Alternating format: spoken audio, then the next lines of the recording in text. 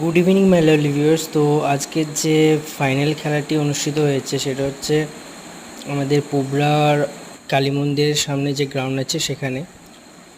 তো ব্লু জার্সিতে দেখতে পাচ্ছেন অগ্রদূত, আর অরেঞ্জ জার্সিতে বা ইয়েলো জার্সি বলতে পারেন সেটা হচ্ছে সকরা। তো এখানে ঝামেলা লেগে গেছে, কেননা রেফরিকে গালি দিয়েছে আর রেফরি তাকে লাল কার্ড দেখিয়ে দিয়েছে। তো এটা হচ্ছে সেই ইউনিয়ন রানারের ট্রফি।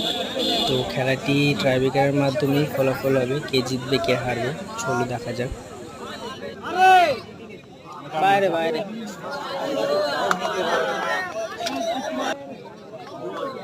বাইরে বাইরে বাইরে বাইরে